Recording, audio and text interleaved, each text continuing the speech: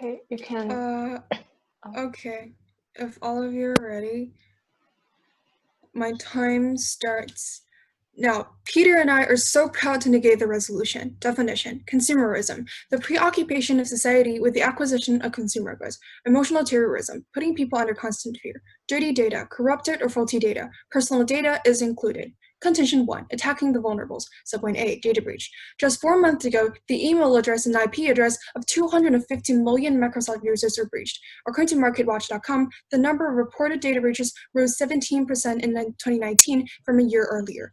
This shows how data breach is a unique harm of personal data, since tech companies are often the biggest holder. The harm it poses on the economy and the people is unique as well. A total count of unique people across all datasets reached more than 1.2 billion people. According to research from the U.S. Department of Justice, in 2014, 17.6 million consumers were victims of identity theft, resulting in a loss of $15.4 billion. According to Vanderbilt University's researchers estimates, healthcare data breaches may cause as many as 2,100 deaths a year in the United States. Subpoint B, consumerism. Targeted ads using personal data lead to irrational purchasing. Tech companies are specifically preying on the weak to get the profits they want. In South Africa, fast food marketers target on women and children who are mostly ill-informed, according to Conversation.com. This not only increases the company's ill-gotten gains, but also puts women and children at risk of developing lifestyle diseases, such as obesity. The obesity rate among women increased by 13% over 7 years, according to MVBI.com. The gambling industry is harvesting people's data, helping online casinos target on people in low incomes and ex-gamblers, according to Guardian.com. Impact: personal debt and poverty. According to Vitana.org, people take out short-term loans to meet the needs of consumerism, which are illegal under the law. Contention 2, political manipulation.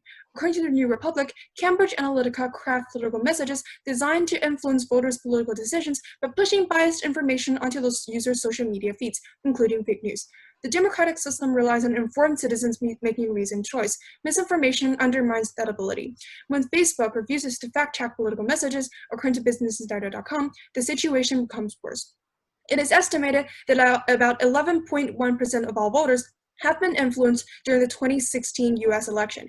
Also, Brexit came down to about 600,000 people, paid by US billionaire using personal data and delivered by Facebook. Democracy intends to give power to people with personal data. Tech companies gain control by manipulation. Contention 3, emotional terrorism. Subpoint A, crime. When personal data is used to detect crime, it often gets the wrong person. For example, law enforcement agencies use face recognition system to help identify suspects. In a test the ACLU conducted of the face recognition tool, the software incorrectly matched 28 members of the Congress, identifying them as other people who have been arrested for a crime. Nearly 40% of recognition's face matches in the test were people of color, even though they make up only 20% of the Congress. A Los Angeles Times analysis found that Black people in a vehicle were more than 4 times as likely to be searched by police as a white person, and a Latino was 3 times as likely. Yet whites are found with drugs, weapons, and other contrabands 20% of all searches, compared to 17 for Blacks and 16 for Latinos. Subpoint B, dirty data. Dirty data is considered to be the biggest harm of personal data. According to ZoomInfo.org, 62% of organizations rely on marketing and prospect data that's up to 40% inaccurate. 40% of leading tech companies contain bad data, while 30% of organizations currently have no strategy to update inaccurate or incomplete data. According to World Privacy Forum, even the best data broker Axiom only has a 50% inaccuracy rate in its data predictions. We're living in a world where life and death are being decided on this inaccurate data. Emotional terrorism is happening right now while we're talking. All in all, we firmly stand on the con side.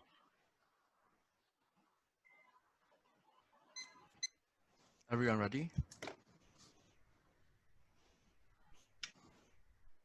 Time starts now. We affirm the resolution. We define personal data according to GDPR's information relating to people who can be identified with the information in question, including name, identification number, location data, or an IP address. We define technology company as a company whose primary business is selling tech or tech services, according to Talk Berkovas, who is a VP of Research at Gartner. We define beneficial resulting in good, favorable, or advantageous according to Oxford. We observe that according to Axel Medium, 75% of internet users are not bothered by the data they share with companies, but they do want something in exchange or some kind of value in return.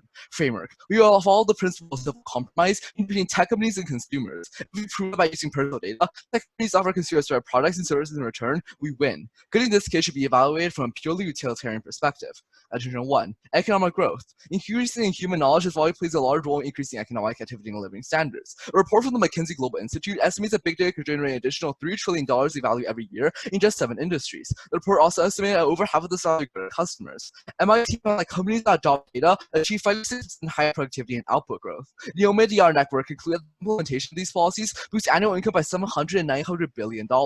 This trending data also has an impact on workers. It has 500 big data jobs, perhaps more is a shortage of 1.5 million managers and analysts. Condition 2. Transactions. Subpoint A. Online payments. Personal data is necessary for online payments and transactions. Thus, any digital transaction requires personal information for who to send to and technologies to make it work. According to the EU, credit card numbers are personal data. Furthermore, according to PayPal, to open up an account, you need to provide all of your personal information. According to Investopedia, Visa and MasterCard are technology companies. Impact. Consumers spent $601.75 billion online with U.S. merchants in 2019, up 14.9% according to the U.S. Department of Commerce. According to the Nielsen report, cards account for 53.75% of purchase transactions in 2018.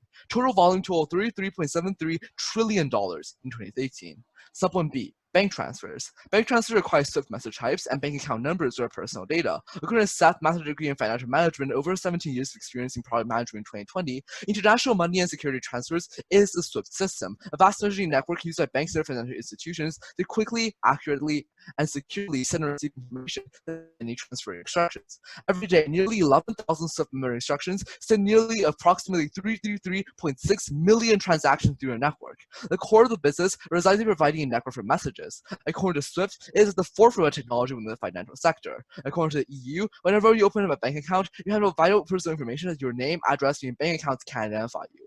Impact. According to the U.S. Department of Treasury, SWIFT the transfer of nearly $5 trillion worldwide each day. This is equivalent to $1.825 quadrillion every year. Contention 2. Cybercrime. According to Scott Parker, Director of Product Marketing for Snapchat, the increased severity of domestic security breaches due to terrorist threats and cybercrime poses a strategic challenge for security services. The ability to handle big data in the fight against cybercrime as quickly as possible revolutionizes the organization in the struggle. Analytics technologies are about accessing big data and real-time and service patterns and relationships. These tools can increase their further predictive analysis capabilities. If you think these tools become information-driven, helps the fight against terrorism, money laundering, and fraud. Here are a few examples.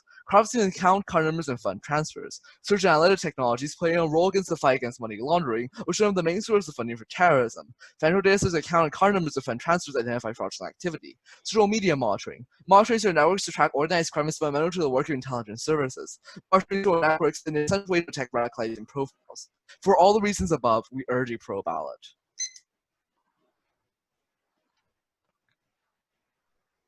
Ready for a cross? Yeah. Yeah, great. So, I believe is my first question, so my time starts now. So about your second contention talked about how personal data can actually benefit bank transfer. So can you list me several tech companies that actually give personal data to banks instead of the consumers themselves? Swift. That's the tech company we're referencing right now. You're not actually addressing our specific link, which tells you that right now, tech companies or personal data is the status quo for banks. Okay, I got my point. You can ask your question right now. Right. Yeah, okay. So towards your third contention and your second supplement about dirty data, that data is about market data. So are you using market data in predictive policing? Actually, as you have said in your contention 1, the markets are using personal data to improve their efficiency and using business revenue. No, sorry. So my link in my contention 3 no, that's not my is actually the that's same with your contention 1. That's not my question. So what's your question? Sorry. That's my question. So what's your question? Can you elaborate? Because your subpoint B of your third subpoint is about dirty data in the sector, in the context that's being used for emotional terrorism, right? So this dirty data only refers to market data. So what relevance? No, it doesn't. We tell you that no, it doesn't. So it doesn't have relevance. 62% of organizations rely on marketing and prospect data. Great, so it doesn't have relevance. I believe that's what you're referring to. Your question. But also we have other evidence saying. Great, your question. I believe you didn't understand my point, and it's my burden to elaborate on it. It's fine. I understand now. Your question.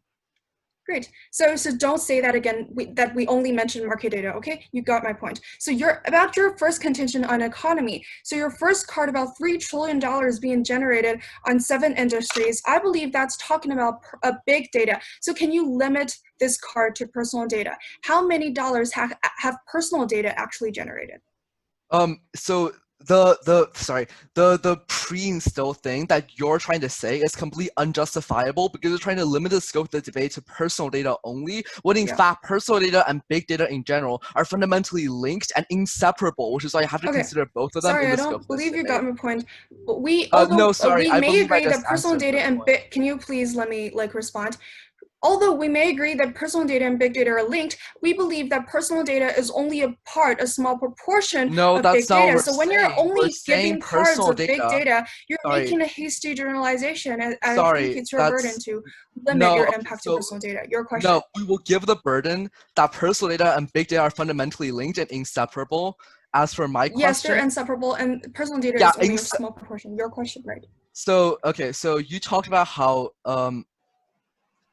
in your first subpoint, you talked about how all these people, right, like they're getting data breached. So is there a solvency to this? Yes, there is. Thank you. My Your question. question. So you talked about how bank transfer and other transactions can be improved by personal data. So how many dollars have personal data been contributed to this? Like, okay. All of them. It's the status quo.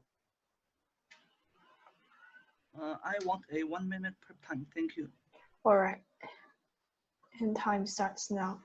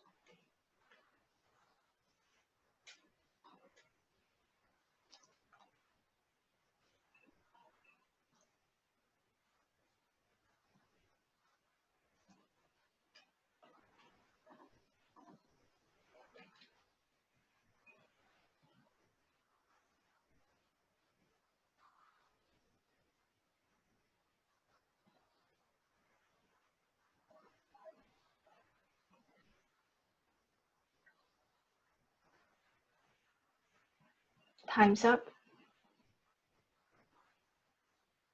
Time's up. Do you need more time or you're ready? Can you hear me? Another 20 seconds. Thank you. Okay.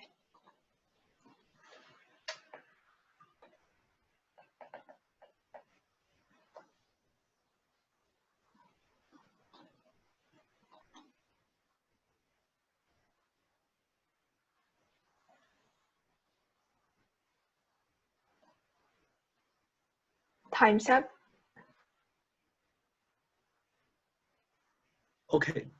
So, judge ready, opponents ready, and my time starts from now. Oh, thanks. As the second speaker of concept, I would like to point out mistakes in our opponent's speech. In the contention one, they talk about economic growth. But first, judge, our opponent's claim is false for 3 reasons. One, monopoly. According to WINCC GG in 2015, data collection for business harms the new startups because new startups has no access to those data, so they cannot collect those information. So this prevents new competitors from entering the market and results in monopoly, and therefore it is killing small business and harm the economy. Second reason, consumerism, overconsumption, and debt. As well, I also said in our condition one, consumerism hurts the economy. According to Victana.org, people take out short-term loans to meet the need of consumerism. They even buy things they cannot afford, resulting in debt, poverty, and overconsumption. And this and in 1950s, the U.S. citizens are encouraged to purchase, but as a result, 1 in 4 people live in poverty. This is what happens when overconsumption happens. Thus, there again the potential for subprime crisis to happen again, which is great harm to the economy. Third reason, dirty data. Our opponent is not complying the whole picture. They only tell you some cases that succeeded and ignore a lot of cases that failed. Experience reports on average, companies across globe feel 26 of their data are dirty data. So this causes companies to make wrong business decisions, which lead to enormous losses. And in fact, it reduced the average business 15 to 25% of revenue. And the U.S. economy $3 trillion annually. So it is great harm to economy. And secondly, Judge, even if what is said are true, there's still more harm than benefit because it harms consumers. As we have said, it caused consumers into poverty and debt, which is a great harm to them. And in the second contention, they talk about transaction, including online payment and bank transactions. But first, Judge, first three things, they do not mention any impact. And second, this benefit is not unique because it can be achieved without personal data. And third, they do not show any things that have increased because of personal data. And plus, consumers, they sign up with their own data when registering, so that it is not companies use their data, it's they are using their own data. And secondly, there's a very high chance for them to be hacked. According to Music Snake, 6 million of total 70.5 BTC circulation have been stolen so far. So our data is in great danger. And according to Bloomberg.org, only 3 companies meet the basic standards of the privacy law, which means that they are highly vulnerable to be stolen, and our bank account or our money is in danger. And third, the regulation is of no use. Regulations have never worked. A Yale Privacy Lab 2018 studies found that more than 55 trackers try to use our location data, try to use our personal data without consent. And the 2015 analysis revealed that 47% of iOS apps share personal data, like names or users address to a third party without consent. So these are all cybercrimes created by this. And also a data broker called InfoUSA has stolen $1,000 million using personal data to attack the bank accounts. So our money will be in great danger if our opponents do so. And thirdly, they talk about cybercrime. The first, Judge, our opponent claim is false again. There are two reasons. One, inaccurate dirty data. According to MarkLogic.com, 42% of companies' data are dirty data. And according to Data Justice Lab, bias actually exists in the program. So they found that the system is much more likely to select white black defendants as future criminals, wrongly labeling them as future criminals twice as the rate as white defendants, and wrongly accusing and around arresting 28% of the innocent people. And according to Privacy Forum, even the best data broker Axiom only has a 50% accuracy in its data prediction, so it is not accurate at all. And second, crime rate does not go down. According to Knowable magazine, the crime rate has never changed at all. The percentage that crime police have solved has remained the same in the US since the 1960s. So the overall crime rate does not change at all. We don't see why our opponents say crime has been eliminated. And secondly, Judge, even what they said are true, there are still more harm than benefit because it can be abused. According to the Non-Profit Identity Theft Resource Center, the total number of records it costs more than double to 447 million. So as a result, when you are using personal data, the criminals are also using the same information to commit crimes. According to Javali.com, 31.7% of breach victims later experience identity fraud compared to just 2.8% individuals. So which means they are also using our data to commit more crimes. So all in all, okay, I would like to take a 10 seconds break, please.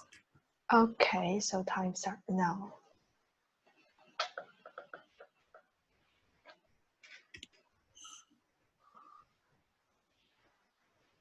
Okay, I will proceed with my rebuttal speech, and time will start. Now, so starting off with the framework, we promote a utilitarian framework in today's debate. Let's move on to their contentions.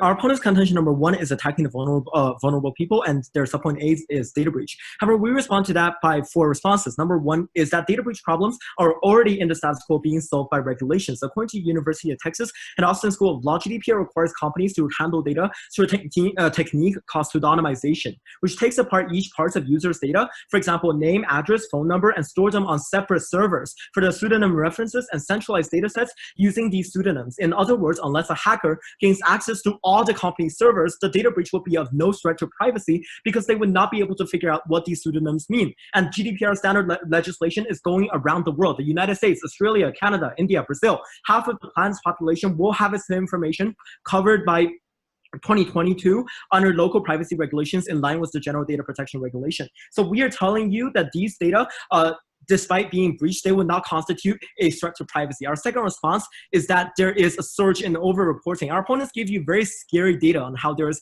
very many privacy being breached. However, we tell you, according to Sober's 2019, over-reporting reached an all-time high as people fear penalty and risk to report. This is actually a good thing because if you know more cases of data breaches, you will get to solve the cases, which was previously impossible. Now, The fourth point is just a relevant point on their data. The fact that 1.2 billion people's data are collected doesn't mean that they are all leaked. So they're actually inflating their impact. As for their subpoint B, consumerism, they use the example of South Africa and fast food. However, we tell you that economically disadvantaged people are always going to choose fast food despite the usage of personal data or not, because fast food is very high energy and it has a very cheap quality. So it has nothing to do really with personal data usage. It's just common sense. And as for gambling, we tell you that gambling advertisements are in the status quo already everywhere. It is not unique, and we do not need personal data to do advertising for gambling, because a mass advertisement for gambling is more effective for them.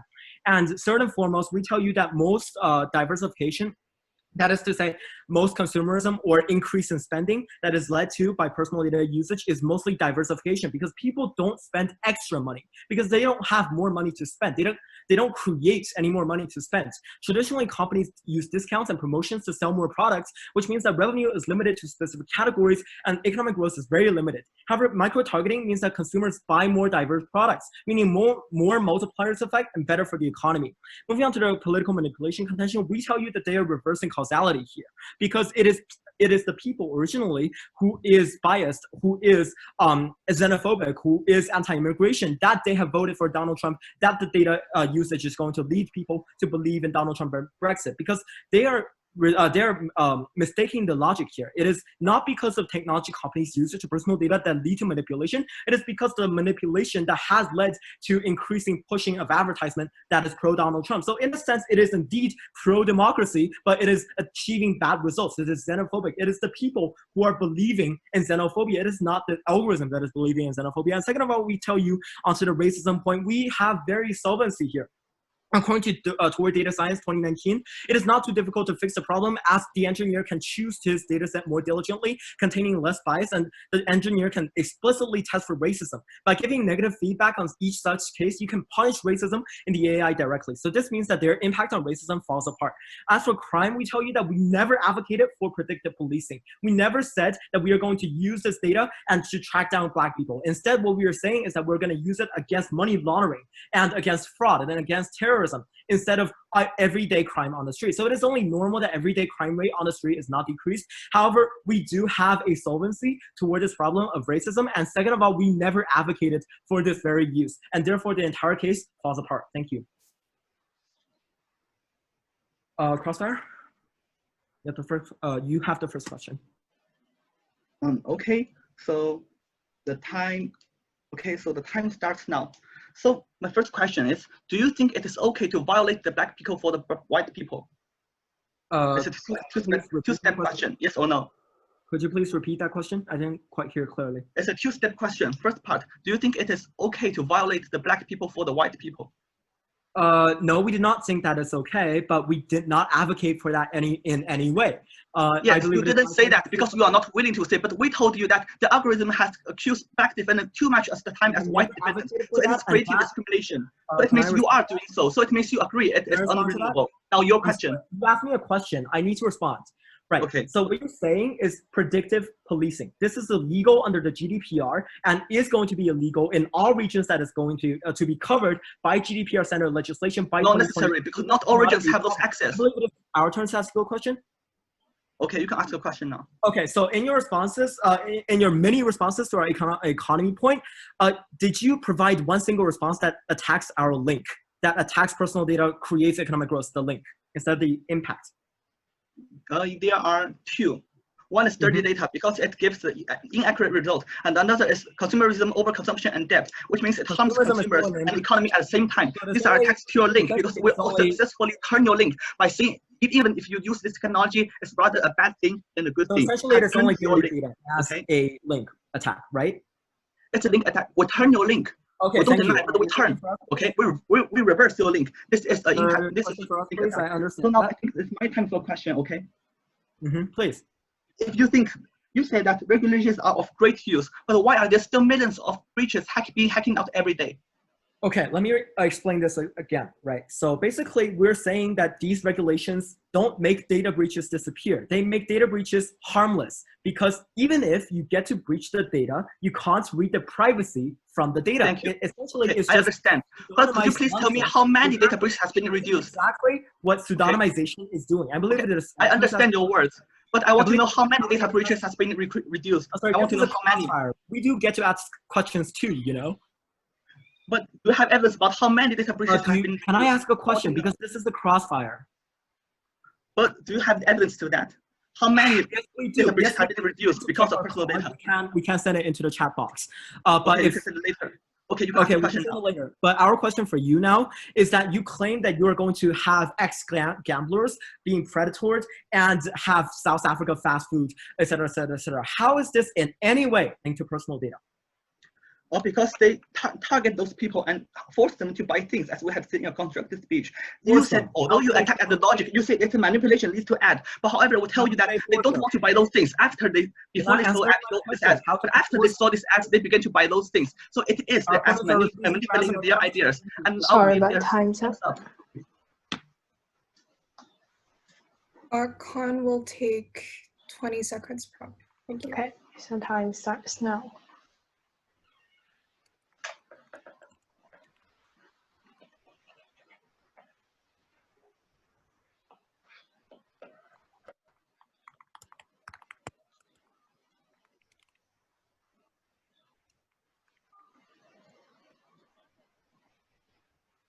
Time's up. Okay.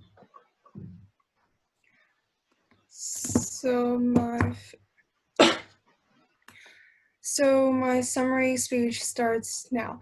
Okay, in this summary, I would like to generate some of the clashes in this debate. For example, the first clash about their contention 1 and our contention 1 directly contradicts with each other. Their contention 1 talks about how personal data can lead to economic growth. However, we tell you that because of the data breach and attacking on the vulnerables, these economic growth are actually ill-gotten gains, and it in turn harms the society and more. Because they're saying how regulations can actually making like these data breaches harmless. However, we tell you they're not. First, those regulations are actually made an increase in data breach. There's a 17% data breach after your so-called regulations and solvencies are made. Also, our privacy is not our sole impact in our subpoint B, subpoint A contention 1. We also talk about how 2,100 lives have lost their lives because of data breach. And that's why our contention impact totally outweighs theirs. So the second clash will be their contention 3 about cybercrimes and our contention 3 about emotional terrorism. Although they have stated that they do not talk about predictive policing on normal day crime, however, we have told you that it is in the status quo that police departments have been using personal data analytics to figure out who is more likely to commit a crime, and therefore causes discrimination, and so does in those cybercrime, detecting cybercrime. So that's why, because of dirty data and discrimination, their third contention impact also doesn't stand. And also, let's talk about their second contention about transaction. First, we tell you that it's not unique. Because this transactions and bank transactions happen before personal data, there is before and after. It happens both before and after personal data. So it's pro team's burden to provide an increase in revenue and benefits of using personal data instead of just providing a general figure. And also, we have told you that because of these hacking problems, those bank transfers and transactions are not safe, and in turn harm citizens more and causing more deaths. So that's why their second contention impact also doesn't stand. Let's go to our case. They attacked our case, they attack our consumer contention by using common sense. They just said that poor people always buy fast food according to their common sense. However, we tell you it's not true. Their common sense can always go wrong. There's a 13% increase in obesity, and that's because poor people, like those ill-informed women and children in South Africa, actually buy more fast food. And also, they just said that gambling advertisements is everywhere according to their common sense. Again, we tell you that's wrong, because ex-gamblers we're targeting ex-gamblers and give them more advertisements and therefore harm more. Also, they said that there's no extra money for the consumers, and that's exactly why this harms, because people take out short-term loans which they cannot afford to buy the products that are harmful for them, and that's why it's a harm to the society.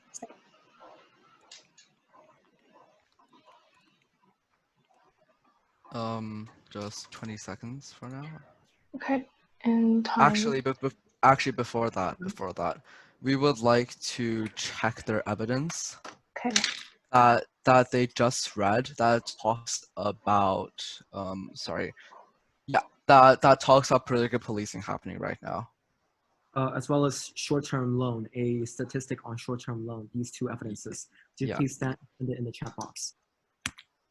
And we're gonna send out ours. We'll start the timer when we get the Abby. Mm-hmm.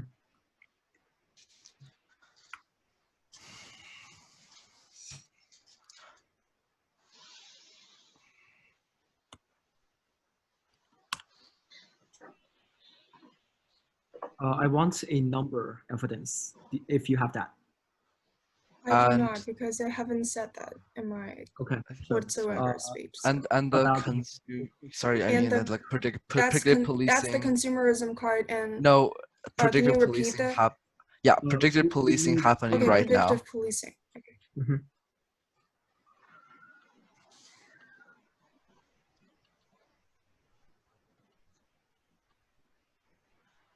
So is there a timer for prep time start? No, not yet. Okay. Before they present us with their evidence, it does not start. I've already sent the consumerism, but yeah, it's okay. but it's just a few seconds. It's okay. Mm-hmm. Yeah, sorry.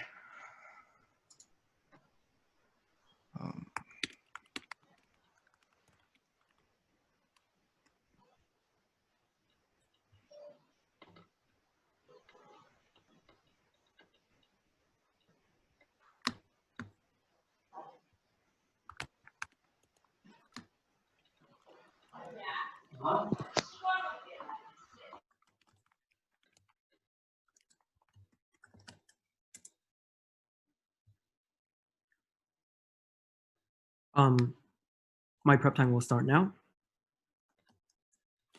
Okay. So this evidence does not explicitly tell us that this is happening right now. Okay, I finished reading it.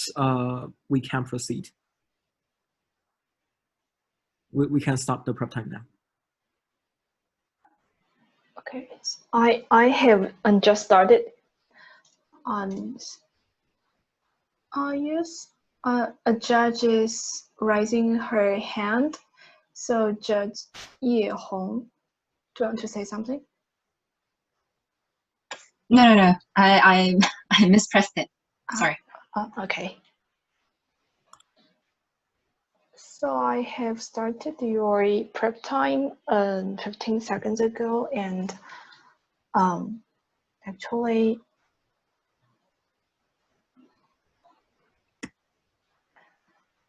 I believe it is the conteins.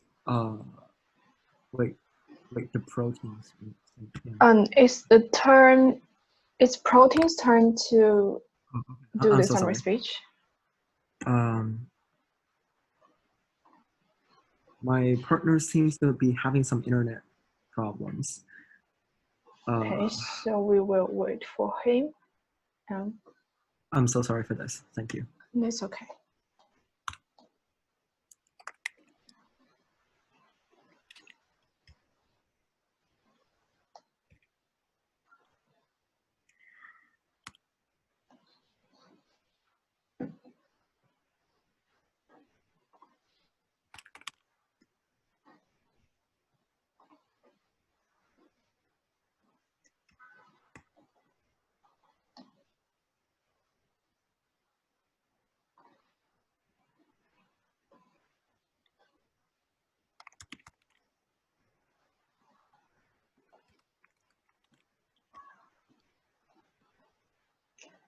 Okay, he has re-entered.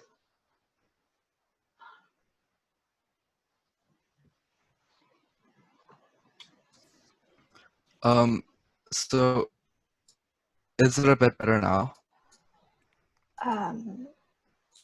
Hello? Not very steady, your voice, but we can hear you. Okay, so It's okay. It's better now, but we cannot see you. okay. Okay.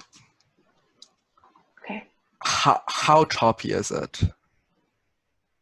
It's steady now. Okay, great. So is everyone ready? The time starts.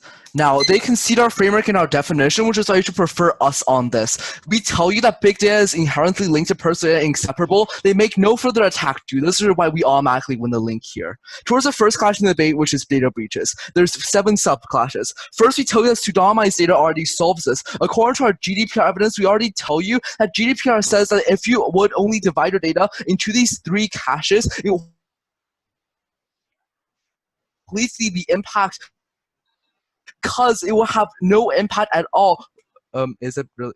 Sorry, because it will have no impact at all if any of this data is breached because you have to access all 3 caches to access any information. We tell you that this over-appropriating is actually good because it leads to more crime being exposed so that it can be solved. They tell you that this is bad, however, don't buy them on that because it actually leads to further solvency. They talk about dirty data here, however, that's completely irrelevant because dirty data is only towards some market data. They don't actually show the complete relevancy to our evidence, which explicitly already states that it's already generated $3 trillion in value every year in investment industries, and then over half of it goes to customers. In the same logic, their attack on this being about monopolies and not being about poor people or just general people in society also doesn't stand. Towards the second clash in this debate, which is economy. They talk about we talk about $3 trillion being generated by big data. They have no response to this except for 3 faulty analysis towards their impact. They tell you how this could actually lead to bad for the economy. However, we tell you that it doesn't actually touch specific evidence, which tells you that it's generating money. They tell you about consumerism. However, we tell you even though consumerism is bad for econ,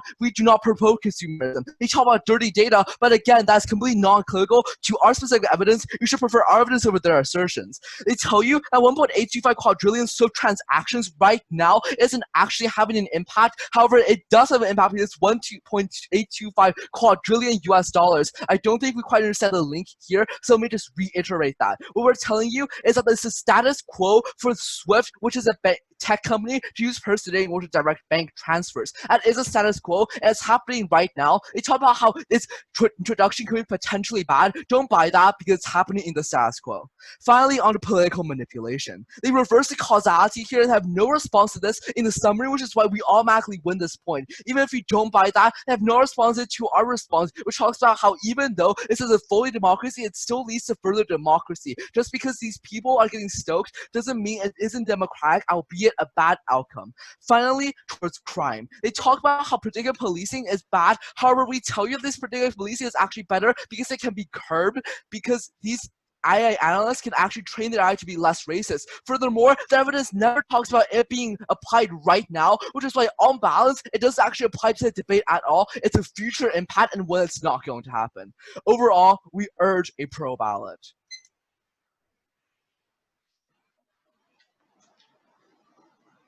Okay, Ground Crossfire, you have the first question. Okay. Is everyone ready now? Okay, so Ground Cross starts. Now, just like 5 seconds ago, you mentioned in your summary how those algorithms can be trained to be less racist and discriminative. Can you provide me with an example or some statistics? That is already sent in the chat box, I believe, since you have earlier asked for the evidence. So I believe it's to ask you a question. So in your example on short-term loans, can you please tell me how many people or like how much short-term loan is being lent out that will reach an impact to the extent that you have claimed? Wait a minute. We don't have a minute here, I'm sorry. Wait a second.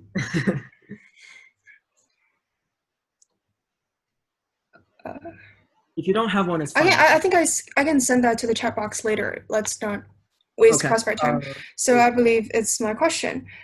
So you talked about how So talked about how bank transfers can actually benefit people. Still, that question. So how does the benefit increase according to?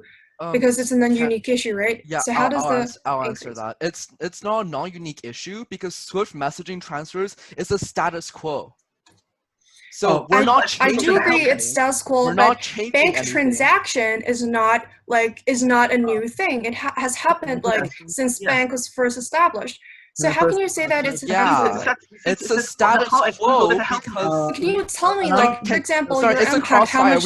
We want to answer your question. Can you just let me answer your question? Yeah, allow us to make a clarification. So basically, there are two main segments that we're claiming on. Number one is like Visa or MasterCard or UnionPay. These are technology companies that facilitate transactions globally. No, they are the bank. Let me finish. No, please, I want statistics. They use personal data. We want statistics. Okay, Judge, can you please notice that in Crossfire, our opponents always give theories, but no evidence at all. We do have it's not theories because it's the status quo. Online you have to tell me how much increase has been created. Look, we're not creating anything. We're defending the status quo because it's happening right now. Over 1.825 quadrillion US dollars. If you really want statistics. We want to know where the money comes from. Sorry, if you want an explanation on how this is correlated, we told you that it facilitates international trade. Because without this personal data usage, you don't know who you're sending your money to, which is kind of fatal when you're buying something. We know who to send to. Otherwise, how will I send the money? Ridiculous it is. Actually, it's your question. It's your question. Actually, it's your question, right? So apart from that, like short-term loan card that you're gonna send, could you please explain how is dirty data a net harm instead of just reducing the benefits? It's a net harm because it causes the misdiagnosis in healthcare, the wrong prediction and crime prediction. I'm sorry, but time's up. We told you it brings economic growth. Time. Harm consumers, harm people, harm innocent people, cause discrimination, and cause crimes, even death. We would like to see that evidence on short-term loans. If you can send it in the chat box.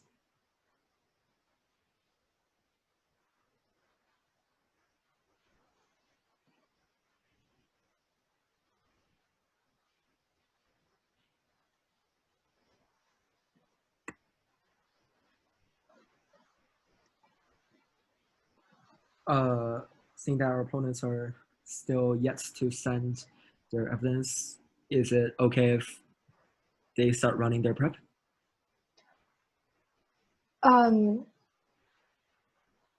Just 1 minute, we'll send you. You mean you want to use 1 minute of prep time? No, I think it's your. We're fulfilling your requirement. We're fighting the evidence for you. Okay. Sure. We're looking for the evidence for you. Thank you. You're so nice. I'll take it as a compliment. You can.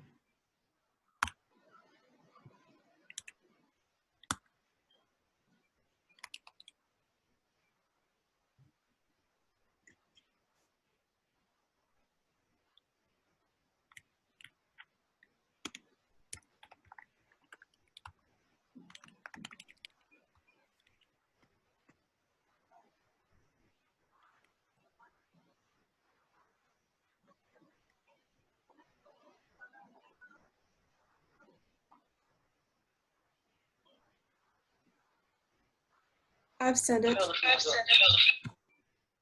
Okay, so this is the same evidence without the data. Okay. I'll say okay. You guys can start your final focus or run your prep time. I will use all my prep time. Thank you. Okay, so time starts now.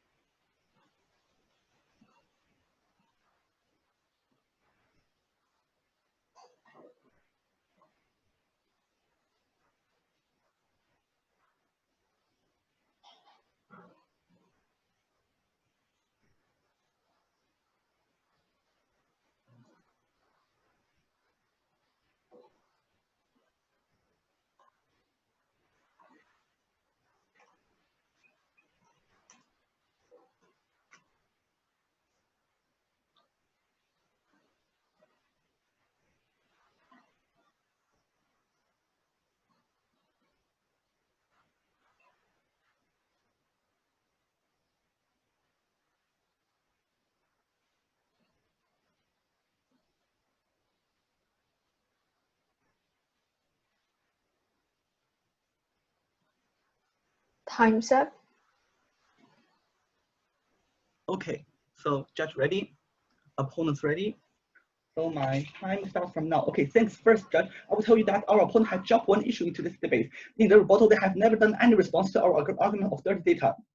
They're just saying it exists anyway, but then ignore the harm, such as economic loss, harm innocent people, discrimination, crime, and death. They just don't care about this. And this border issue is already big enough for us to win today's debate. And secondly, move on to the clashes. 5 main clashes. First, economy. Our opponent said it will bring economy lifts, but we say it will cause monopoly, consumerism, overconsumption, debt, and dirty data will help damage the economy. Plus, when our opponent does not have any evidence to rebut our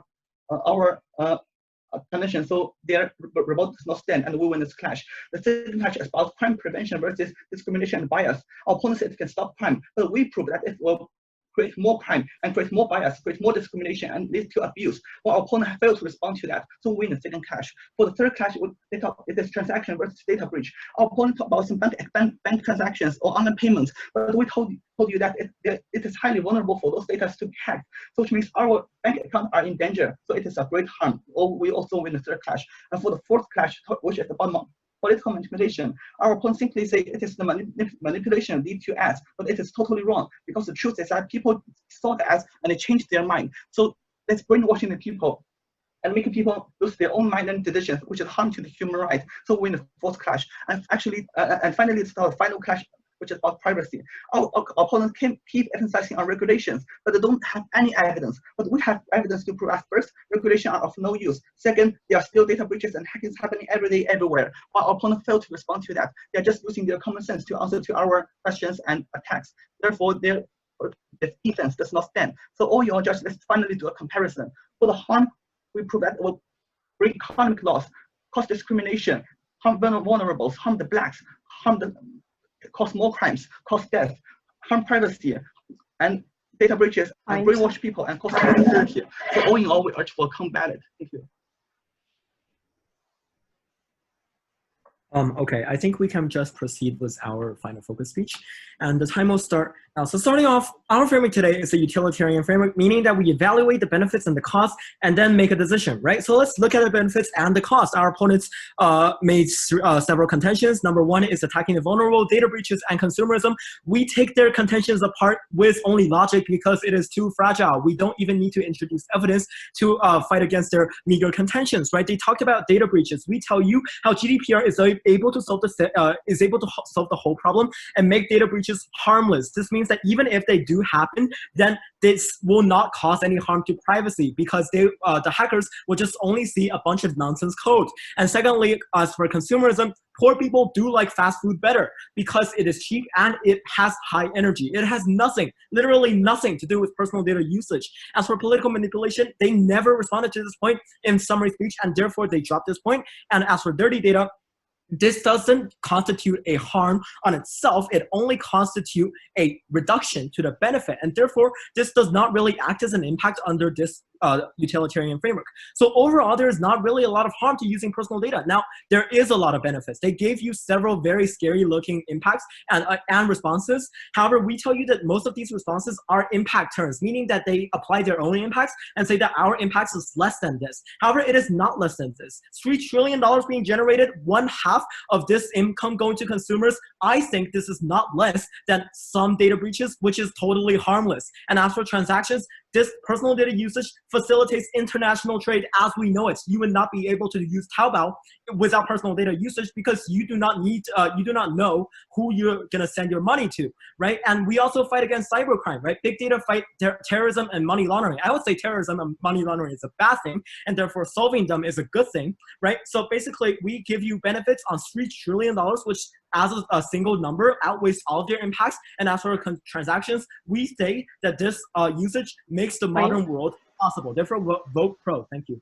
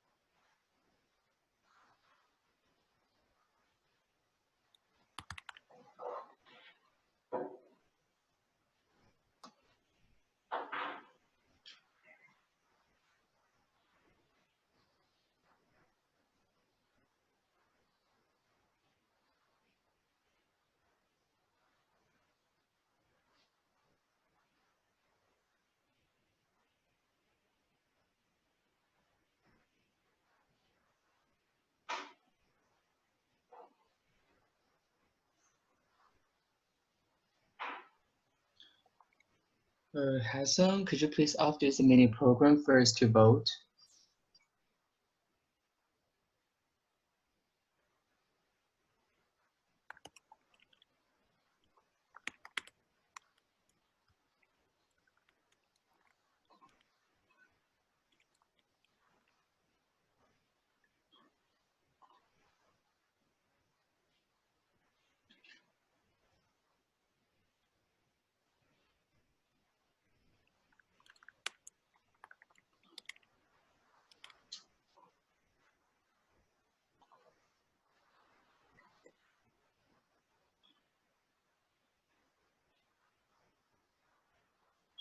I have done that.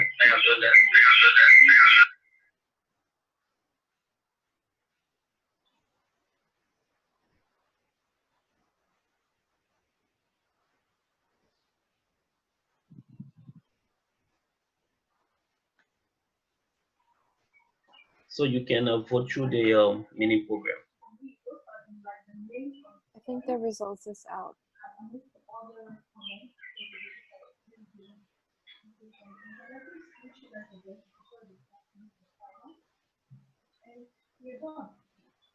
Result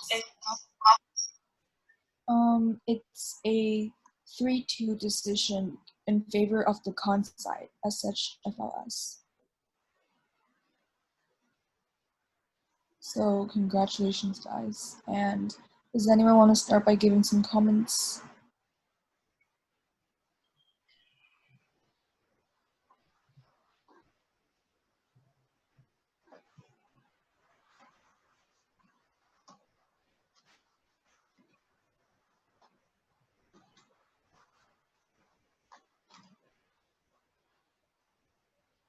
I can start if you don't mind. I'll start with the con debaters. I voted for con because consistently I had more problems with the pro side than the con side. So I'll start with the problems on the con side. For crime, for your response to your crime contention, you were rebutting to predictive policing, as they had pointed out, not the fighting terrorism or the fighting money laundering that they actually talked about in their contention. So the next time you're making your rebuttal speech, make sure you're directly responding to their point.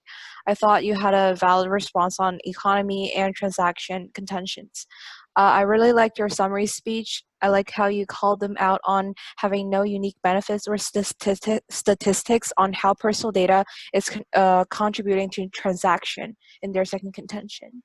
Okay, so my problem was pro. First of all, I didn't hear the mechanism as to how to stop terrorism or money laundering in your third contention. And you talked about how big data and personal data are inseparable a lot in the first crossfire, but you never explained how they're inseparable, and never explained how you can take the credit for big data. During your rebuttal speech was great, by the way, but I didn't hear any response to your dirty data card.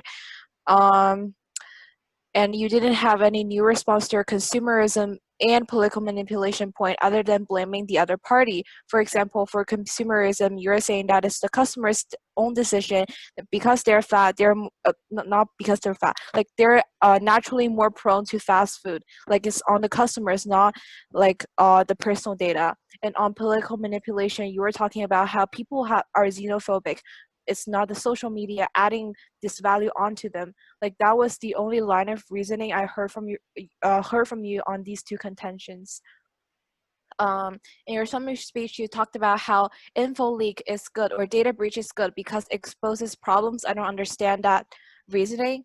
And to be honest, like my biggest problem, maybe it's my own fault, but I just didn't understand how your second contention really connects to personal data.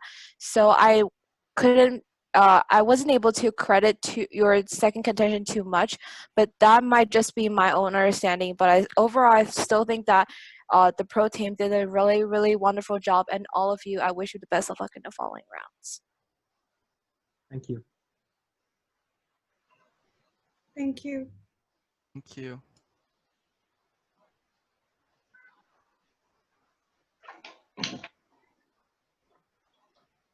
Okay, so I voted for the pro team, not because the corn team never did a great job, but I voted for the pro team because of the following reasons, and I would try to make some little statements towards the corn team as to how you improve your argument maybe in further debate after today. Now, with the pro team, what I felt was the rebuttal speaker had so many times on the first contention that had to do with attacking the vulnerable people, discussing the issue of data breach and all of the other subpoints on there. I felt that you had so many times, and there was limited time to really discuss the other contentions of the corn team, the consumerism. Basically, I felt that your rebuttal just fell on the surface of the argument and never went to the substantive part of the argument. The issue of xenophobia that you cited when it comes to political manipulation, yes, that's fine, because the data itself does not manipulate. It is the people who do that. But I expected that you would have gone further to cite instances of how people manipulate situation without data. That would have made a very strong argument. Now, I support the crime argument because you were particular about laundering, fraud, and not about policing, because you also came back to also provide statements that the GDPR, has a clause that ensures that that is an illegal practice. Why I couldn't understand from the corn team, when when we are debating, you are careful with the kind of words you use. So the rebuttal speaker said, the targeted ads target people and they are forced, to buy products or to buy whatsoever. So I'm like, how does the targeted ad force people? Because if you use the word force, that's the key word I was looking for. So after that, that was one thing you should be keen on when you are trying to provide your statements. Then the issue of political manipulation and self-control. Is it that people have self-control? That you can go to Taobao, for example, see on Taobao what you want, buy it, and don't buy what you don't want. Is there self-control? For me, I thought that you could think about that. Now let's move to the corn rebuttal speech. Let me look at them as I wrote them here. And then the issue of raised a very serious issue about the percentage of short-term loans that were offered. After that was very key to attack one of your contentions for corn, and you just send that card. I actually read the card, and the card just spoke about people take loans and they use them and just like that. After that, never spoke to the percentage. So maybe you could do further research after this time to have an understanding of that for future debate, just in case. Then the issue of or inaccurate record leading to inaccurate arrest of people. For example, the corn team was saying that in a rebuttal speech. I'm particular about who provide those inaccurate records. It is the technology company that provide the inaccurate records, or it is those who subscribe to those companies that provide the records. So based on that, who is at fault for the inaccurate record? Because the topic has to do with technology company use. So the technology company is using what they have. So if you talk about inaccurate record, that was one thing I was considering. And then I never really understood your argument about monopoly, despite it wasn't really counter. I agree with what Vivian said on her ballot, despite it wasn't really countered in monopoly. But I never understood how monopoly argument would really deal with economic growth argument, because they were arguing that it leads to economic growth, and you argue monopoly, but the link was not really established well. So these were basic issues I picked up, but I feel that the pro team did a great job as in a very close and tight debate. Congratulations to the corn team on winning this occasion. You are the champions. Thank you. Thank you so much. Thank you very much. I guess I'll just briefly state my reason for decision. So I voted for the con side. Two main things. One is the economic impact. I think the con side did a really good job in arguing for monopoly in a rebuttal, and that point was left unchallenged throughout this debate.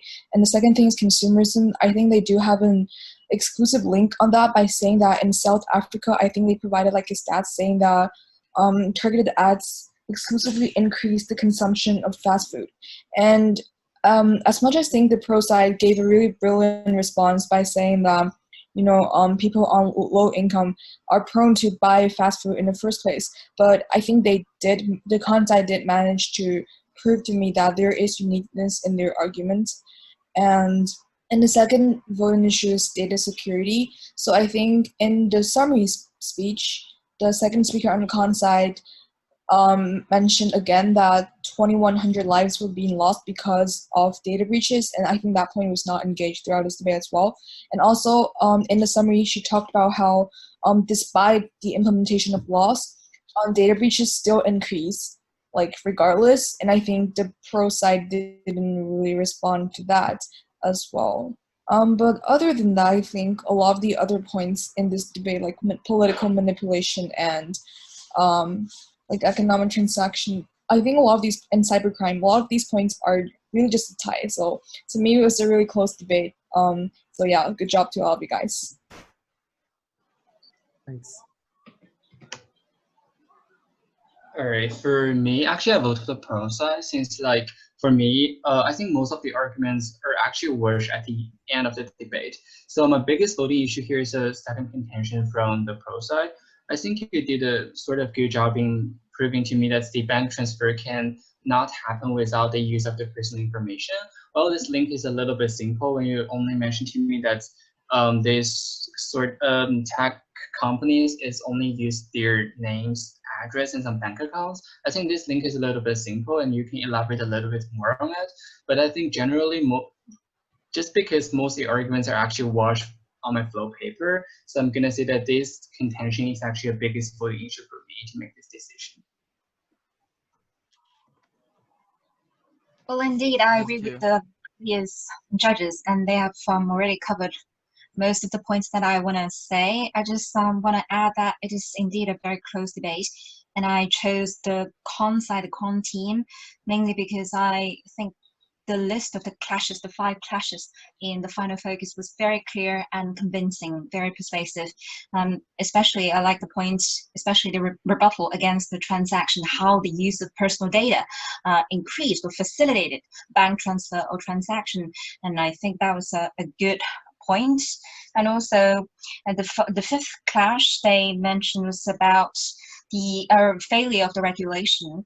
The privacy with the data breach and info breach is indeed happening every day, and it is a threat to the personal safety and security, although there is regulation in place. So all in all, I think their rebuttal and the clashes were strong, so that's why I chose the con side. Thank you.